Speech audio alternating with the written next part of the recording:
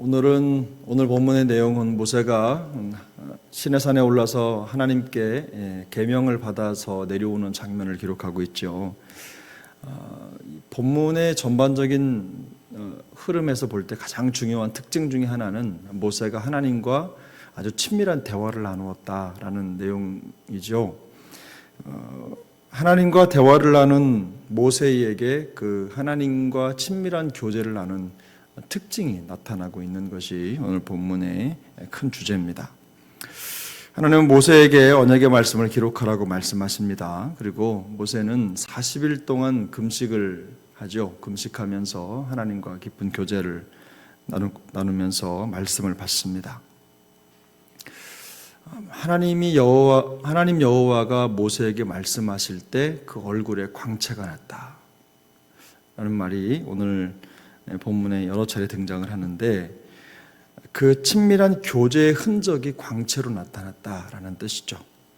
이 광채라는 말이 히브리 말로 보면 그 머리 위에 나는 뿔이라는 말의 뿌리와 같은 말입니다. 그래서 라틴어 성경은 이 광채라는 말을 뿔로 번역을 했습니다.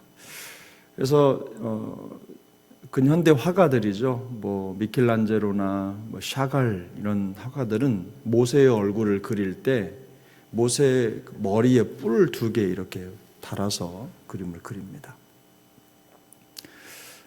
단순히 뿔로 우리가 성경이 그렇게 번역했기 때문에일 수도 있지만, 사실 이 모세의 머리에 난 이 뿔이 의미하는 것은 바로 하나님이 그와 함께 계셨고 하나님의 임재의 흔적으로 볼 수 있는 것입니다. 과거 이 고대 사회의 뿔이라고 하는 것은 신을 의미하는 경우가 많았습니다. 근데 그런 의미에서 볼 때 이 화가들이나 당시에 성경을 읽는 사람들은 모세와 함께한 하나님, 그 하나님에 대한 상징이, 흔적이 모세에게 나타났다라는 것을 그렇게 표현한 것 같습니다. 이 말씀이 우리에게 주는 의미가 무엇입니까? 여러분, 하나님과 대화한 모세에게 광채가 났다. 이것은 모세에게 하나님의 영광을 표현할 수 있는, 드러낼 수 있는 흔적과 상징이 생겼다는 거 아니겠습니까?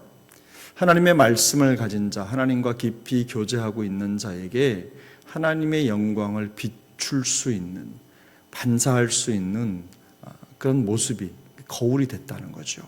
모세가 하나님의 영광을 그대로 비추고 드러내는 사람이라는 것을 우리에게 보여주고 있습니다.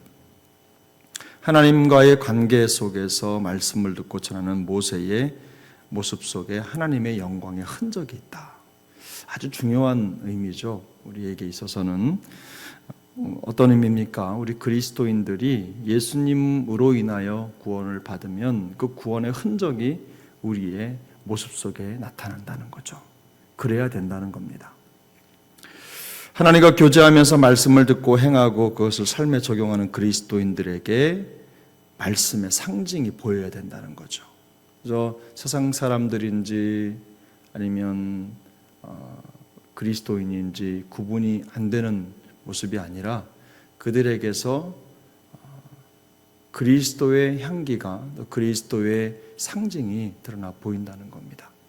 어제도 말씀을 드렸지만 우리 그리스도인들에게 있어서 가장 큰 외적인 상징이 무엇입니까? 주의를 지키는 거죠. 뿐만 아니라 우리가 가지고 있는 소유든 모습이든 그리스도인으로서 자기 자신이 가지고 있는 믿음의 정체성을 드러내기 위해서 노력하고 또 삶 자체가 믿음을 드러내는 삶이 되도록 하는 것, 바로 그것이 우리 그리스도인의 삶의 방법이죠.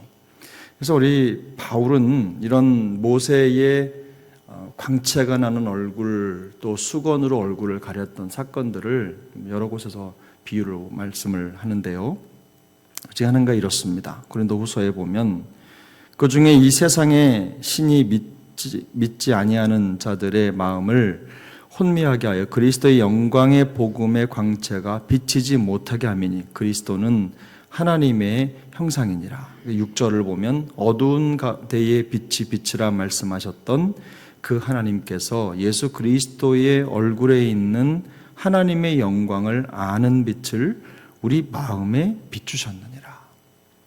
그 그리스도의 영광의 빛이 우리 안에 들어와서 우리가 드러나는 겁니다. 우리 안에 우리가 나타나는 게 아니라 우리 안에 있는 그리스도의 빛이 드러난다는 거죠. 근데 우리 이 말씀을 가만히 연결해 보면 하나님의 형상이라고 하는 것이 바로 우리 그리스도인들에게 있어서는 뿔 혹은 광채가 된다는 것을 알 수가 있습니다. 그래서 로마서 8장을 보면 하나님이 미리 아신 자들을 또한 그 아들의 형상을 본받기 위하여 미리 정하셨다, 이렇게 말하거든요. 그래서 우리가 최종적 신앙생활의 목적을 어디에 설정하고 있느냐? 우리 모든 그리스도인들의 최종적 신앙생활의 목적은 하나님, 우리 그리스도 예수의 형상을 본받는 것이다 라는 걸 우리가 이미 잘 알고 있습니다. 자, 그러면 하나님의 아들의 형상을 본받는 목적은 또 무엇입니까? 우리가 예수님의 형상, 우리의 삶이 예수님의 빛을 드러내고 우리 안에 비추신 그 그리스도의 빛을 세상 가운데 비추도록, 또 믿는 자들, 하나님의 사람들을 예수님은 세상의 빛이라고 말씀하셨는데, 우리가 그리스도의 형상을 본받는 궁극적인 목적이 무엇입니까? 바로 이 세상에 복음의 광채를 비추게 하기 위해서 아니겠습니까?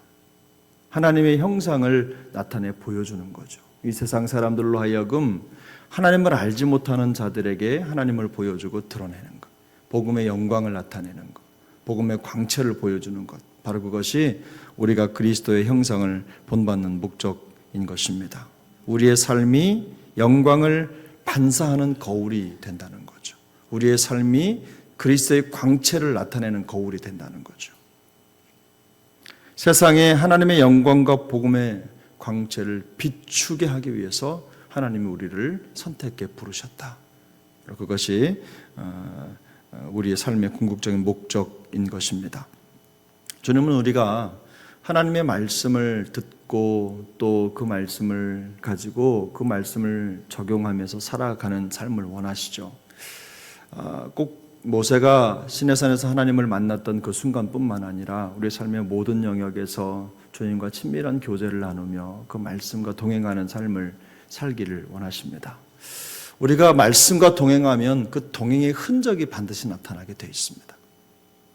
매 순간 그 삶으로, 말씀으로 삶을 살아내기 때문인 거죠.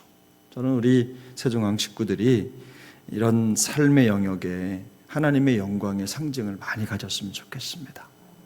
삶의 자리에, 가정에, 혹은 삶의 터전, 직장에, 혹은 사업장에, 그리고 만나는 많은 사람들에게 하나님의 영광을 드러내고 복음의 광채를 비추는 그런 존재들로 세워질 수 있었으면 좋겠습니다.